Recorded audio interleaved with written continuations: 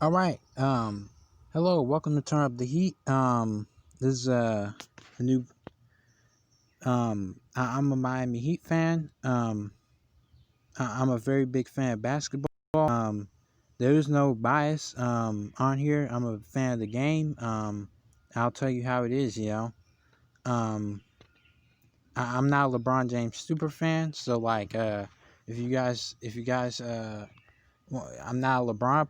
Just because I'm a Heat fan, that doesn't mean I'm a LeBron apologist. But from time to time, we will look into the past, and I will measure how LeBron's performance compares to the other performances.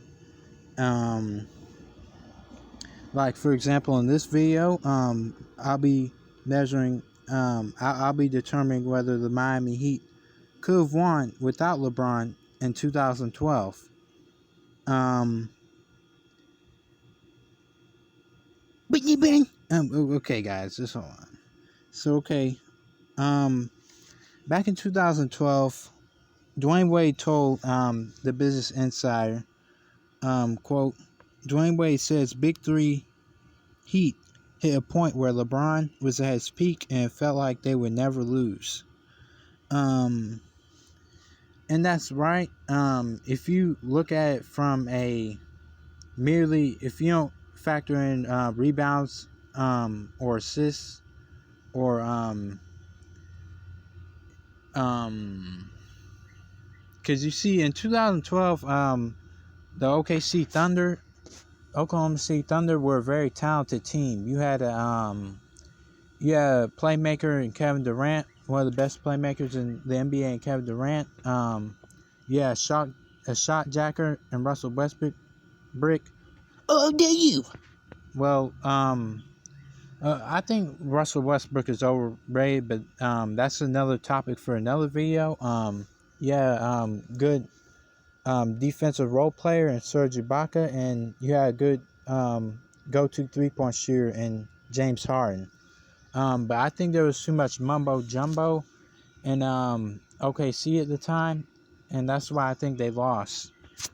Because they're a very young, talented team, but they just didn't know what to do against the more veteran Heat, against the more athletic LeBron, D Wade, a big Chris Bosh, against the big three like that. They didn't really know what to do.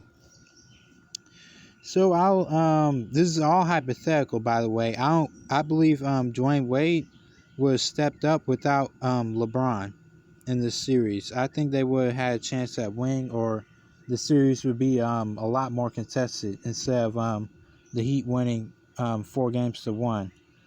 Because we all know that Oklahoma City Thunder, they won that first game, I think like 94 to 105. Um, LeBron James scored 30 or over 30 in a few of those, and like two of those games, but around 26-ish, 27-ish, like around 26, 29, and like two of those games, one or two of those games. So I'll look at it here. So this is game one without LeBron. It would, without, like, let's say Dwayne Wade doesn't step up, Chris Bosh doesn't step up, and they just get blown out without a LeBron. Um, it would have been 64 105. But I believe D Wade is a talented player. He's a better team player than LeBron. He knows how to galvanize the troops better than LeBron. LeBron has a very feminine energy. You have to play under his system. That's why I lost in 2011, because LeBron James is not a team player. You have to submit to his authority, or else he'll just be lost. He won't know what to do. That's why I lost in 2011 to the Mavericks, because LeBron James actually had to play under a team system for the first time, and he couldn't step up to the plate. That's why I think LeBron is overrated. Um, and you might be wondering why I'm looking back so far, but as you know, due to the Kung Flu, the coronavirus so-called pandemic, I don't really believe anything's going around, but they shut down the NBA anyway. So we can look back and reflect on what could have happened back in past seasons, what could have happened, what did happen, what didn't happen, what could be, I think that's very interesting. It's a very interesting thing to do. So yeah, that would have been game one if everything was static and like D Wade or Chris Bosh really, it would have been 64 to 105 if Chris if Dwayne Wade, Chris Bosh, or any of the role players like Shane Battier, Udonis Haslam, if they didn't step up, and if they didn't step up in these games, that's how it would have been. That would have been the score.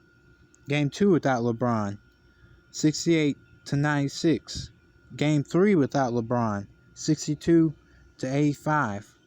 Game 7 without LeBron, 78 to 98. And Game 5 without LeBron, 106 to 95.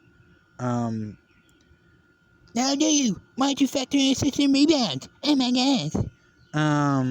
Well, I'm not factoring that in, even though that plays a very big part in games. Of course, because that last game, I think it was Game 5, LeBron had like 11 rebounds and 13 assists and 11 rebounds. 11 rebounds, 13 assists, So,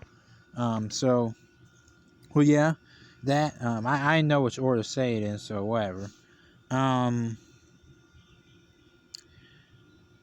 Yeah, so like that's not factoring in that. I'm just doing it just from a points per, just from a points standpoint. You know, so yeah, but we could consider whether Dwayne Wade would have stepped up. I would have done. I would consider Chris Bosh too. He was definitely a solid defender in that 2012 series, in that 2013 series, that two-peat, in that two-peat, in that Heat two-peat, LeBron, in that Heat two-peat, Bosh would have been a good, he was a good defender, a good role player, definitely a good third man. He's missing the NBA.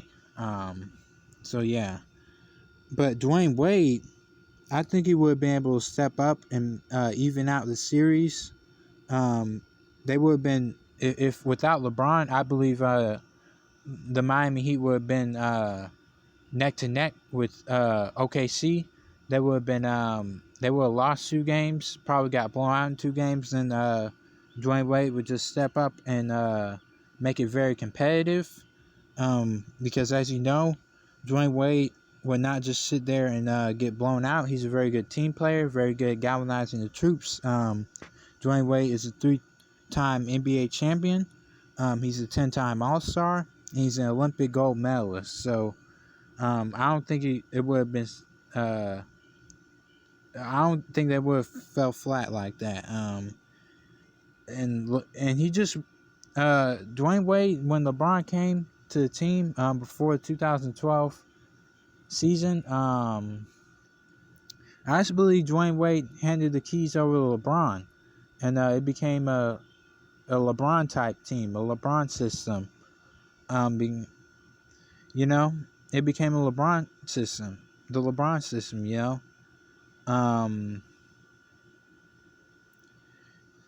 Because there's no way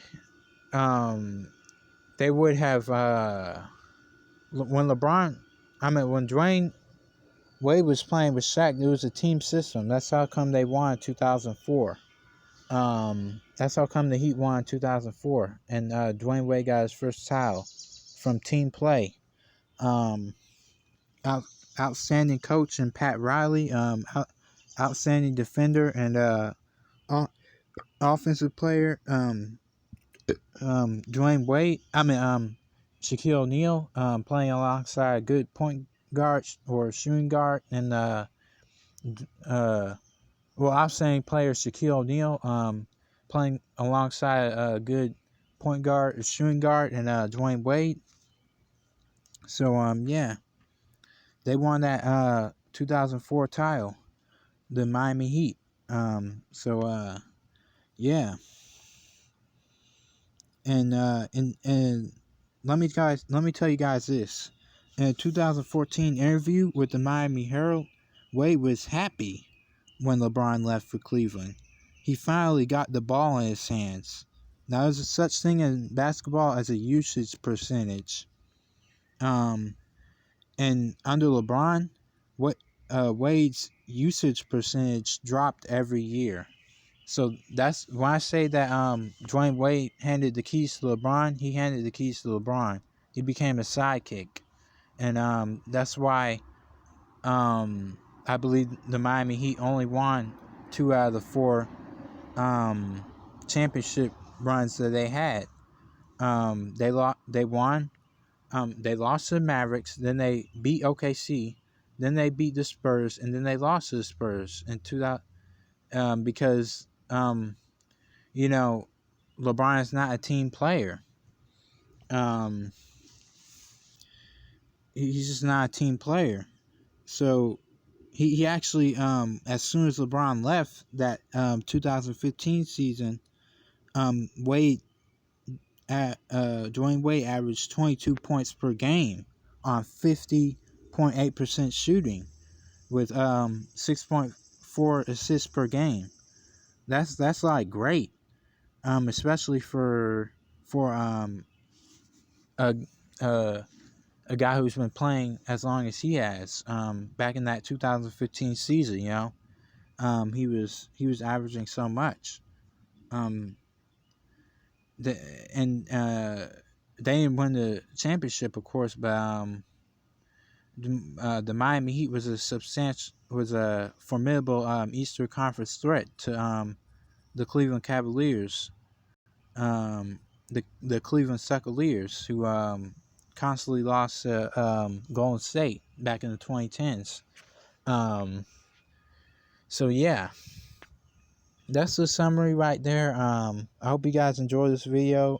Please share it, like it, subscribe to my channel. I'll be doing more. On Miami, I'll be talking about Miami Heat news. What could have been like different scenario. I'll be talking about basically on this channel. I'll be talking about Miami Heat news and scenarios, possible scenarios, and looking back in the past. And measuring what we could be in the future um, as a franchise. So let's turn up the heat.